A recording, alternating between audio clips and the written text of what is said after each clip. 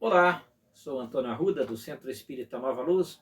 Estamos estudando o livro O Principiante Espírita e estamos no capítulo que fala sobre a mediunidade, os tipos de mediunidade, os médiums, as características de cada médium, as recomendações, os cuidados para que o médium consiga exercer ali esse trabalho importante da melhor forma possível.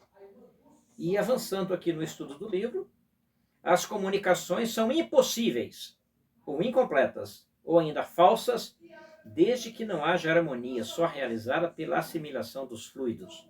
Ou seja, se o fluido do médium não estiver compatível, na mesma frequência, né, com o fluido do espírito, essas comunicações elas são impossíveis. Podem ser falsas, porque em lugar do espírito que se deseja, não faltarão outros que estejam sempre dispostos a manifestar-se e que pouco se incomodam com a verdade. Essa é uma questão que a gente precisa ficar atento, a questão da mistificação.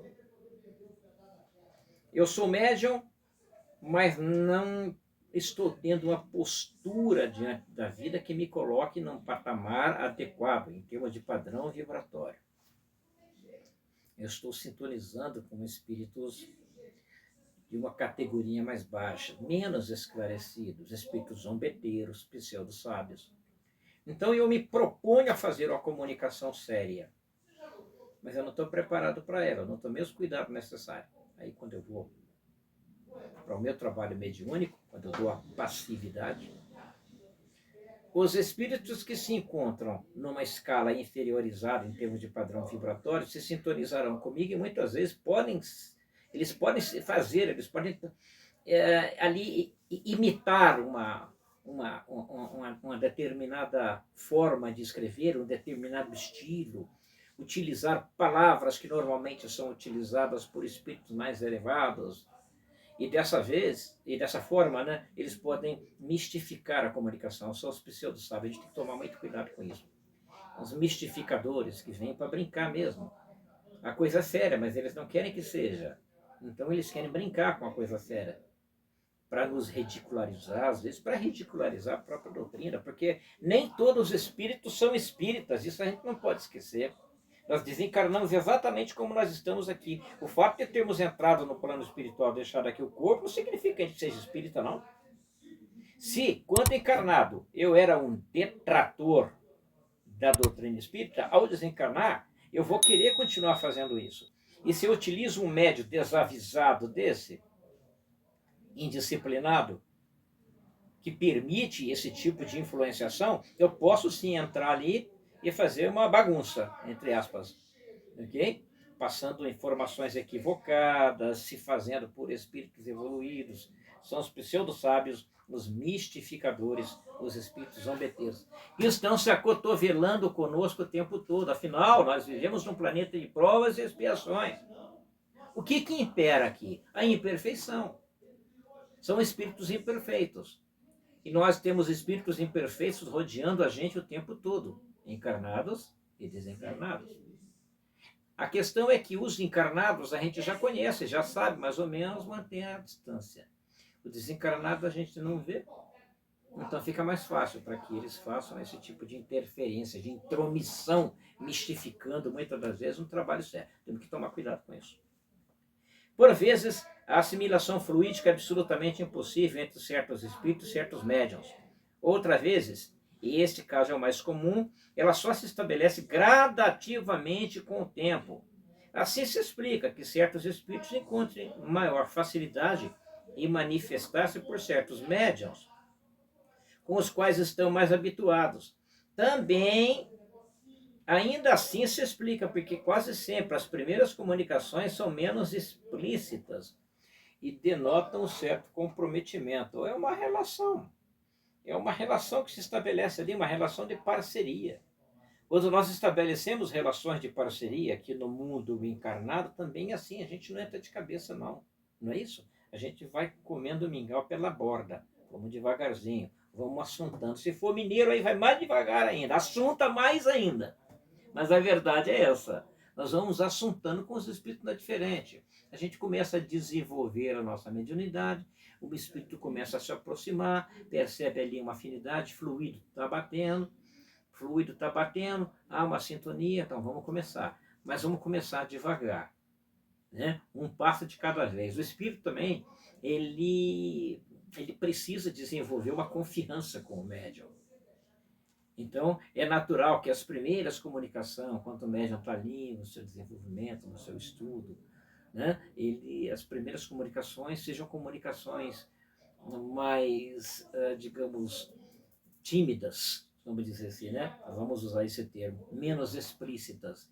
Mas essa relação, ela vai com o tempo, né, se estreitando essa relação, até que o espírito se sente totalmente à vontade com aquele médium, e aí a produtividade também daquele trabalho cresce, né? Tão necessária é a assimilação fluídica nas comunicações, pela tipologia quanto pela escrita. Visto como, num caso como no outro, se trata de transmissão do pensamento do espírito, seja qual for o meio material para isso empregado. Ou seja, não importa qual é o tipo de mediunidade que está sendo trabalhado ali, essa afinidade precisa existir sempre. Não se pode impor um médium ao espírito que se deseja evocar. Convém deixar que escolha ele mesmo o seu instrumento. Ou seja, não dá para dizer para o médium X, olha, hoje você vai receber então o espírito de fulano, Beltrano, Cicrano.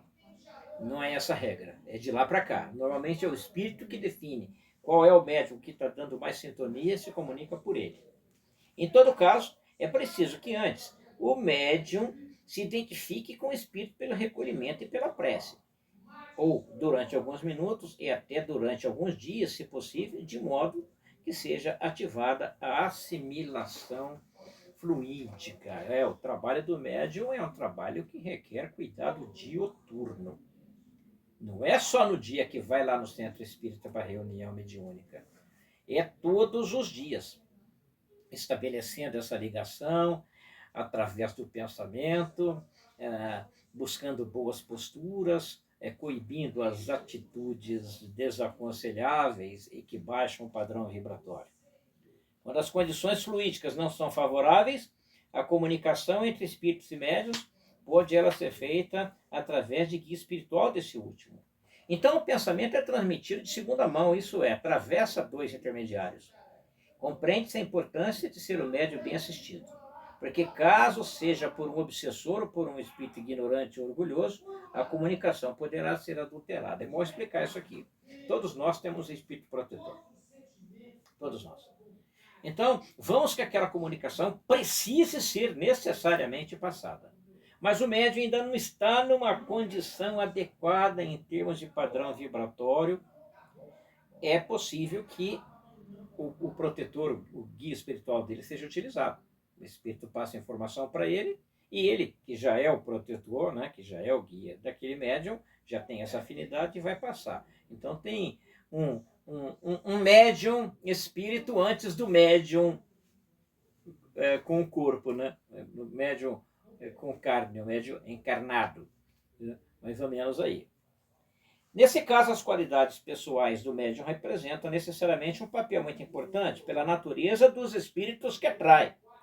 Os mais incorretos médiums podem possuir faculdades muito poderosas, mas os mais seguros serão os que se aliarem a esse poder às melhores simpatias do mundo espiritual. Ou seja, pode ser um médium, uma mediunidade tarefa muito potencializada, com muito potencial. Mas se ele não tiver vibrando dentro da frequência dos espíritos mais elevados, aqueles comprometidos com a verdade, né, que desejam realmente trazer comunicações produtivas, ele vai ter problema. Por mais que ele tenha capacidade mediúnica, potencial mediúnico, ele não vai ter ali o padrão vibratório, né, o merecimento adequado para que a espiritualidade maior possa estar com ele. Ora, tais simpatias, de modo algum, são demonstradas pelos nomes, mais ou menos retumbantes, que subscrevem as comunicações recebidas pelo médium, mas por ser o seu fundo constantemente bom. Ou seja, a gente não precisa ficar preocupado com quem vai assinar ali, se é um espírito conhecido e que conceituado, O importante é a mensagem, é a essência da mensagem. Qualquer que seja a forma de comunicação, do ponto de vista experimental, apresenta a prática espírita numerosas dificuldades e não se acha isenta de inconvenientes para quem não tem a necessária experiência. Quer se experimente em si mesmo, quer seja apenas observador das experiências alheias, é imprescindível que se saiba distinguir as várias naturezas dos espíritos que se podem manifestar, conhecer a causa de todos os fenômenos, as condições em que os mesmos podem ser produzidos, os obstáculos que é preciso vencer, a fim de que não se perca tempo pedindo coisas impossíveis. É também indispensável conhecer todas as condições e todos os escolhos da mediunidade, a influência do meio e das disposições morais, etc. Ou seja, estudar, estudar, estudar. Estudar a doutrina espírita, estudar as obras básicas da doutrina espírita. É médium. O livro dos médiuns tem que ser livro de cabeceira. Não tem como ser diferente. Ok? Por hoje ficamos por aqui. No próximo capítulo vamos falar sobre escolhas da mediunidade. Você que esteve com a gente até agora, muito obrigado pela sua atenção e até o próximo episódio.